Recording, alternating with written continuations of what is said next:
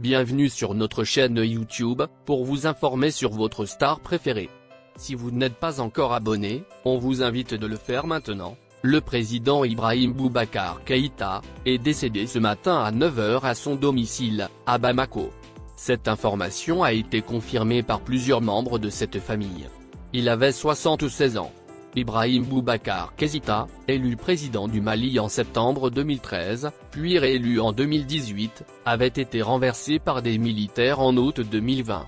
Son décès intervient alors que son pays, déjà plongé dans une grave crise sécuritaire et politique depuis le déclenchement d'insurrections indépendantistes et djihadistes en 2012, fait aussi face à de lourdes sanctions économiques et diplomatiques prises par la communauté des États d'Afrique de l'Ouest, ceux de AO.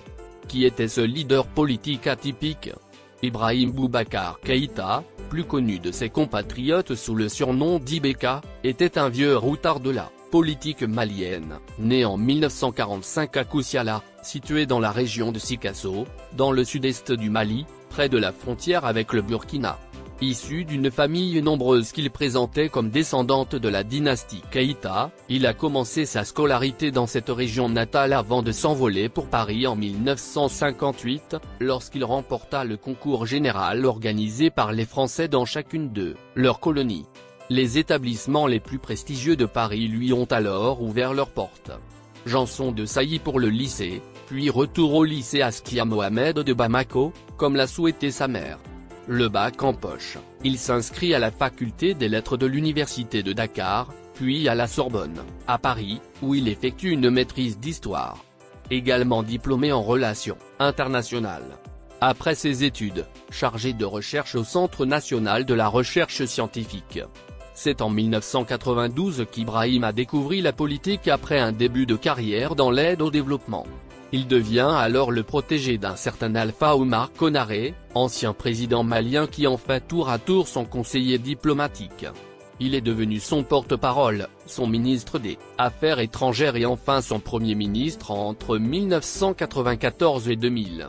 Durant ses études à Paris, Ibrahim a été responsable de l'Association des étudiants et stagiaires maliens en France, qui était une des sections de la Fédération des étudiants africains de France.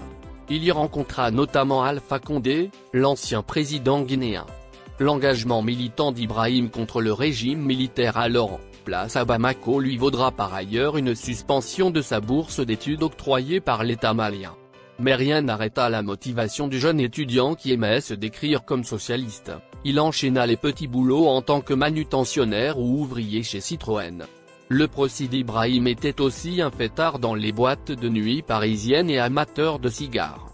Marié à Aminata Maïga Keïta, avec laquelle il a eu 4 enfants. Ibrahim était un musulman pratiquant qui se rendait chaque vendredi à la mosquée, a fait le pèlerinage à la Mecque. Ce qui l'a rapproché dans un premier temps de l'imam Mahmoud Dicko, alors président du Haut Conseil islamique du Mali. Après ses échecs aux présidentielles de 2002 et 2007, où il avait été battu coup sur coup par Amadou Toumani Touré, c'est en 2013 qu'il accéda au palais de Koulouba, après une large victoire saluée par les Maliens. Il sera réélu en 2018 face à Soumaïla Cissé, ancien leader de l'opposition. Mais même réélu à 67%, les accusations de fraude et son premier mandat très critiqué ont fini par avoir raison de son image. Déconnecté des réalités, inactif, n'ayant pas conscience de la situation socio-économique du pays, c'est ainsi que ses opposants les plus virulents le qualifièrent avant d'obtenir sa démission. Le coup d'État qu'il a renversé en août 2020, a été suivi d'un deuxième en mai 2021. La junte conduite par le colonel Assimi Goïta a annoncé son intention de diriger le pays pendant plusieurs années, alors qu'elle s'était engagée auparavant à organiser le 27 février des élections présidentielles et législatives afin de permettre le retour des civils. Dites-nous ce que vous pensez de ce grand homme. N'hésitez pas à partager avec nous votre avis dans l'espace des commentaires. N'oubliez pas de vous abonner à la chaîne pour plus de nouveautés, on se verra très bientôt.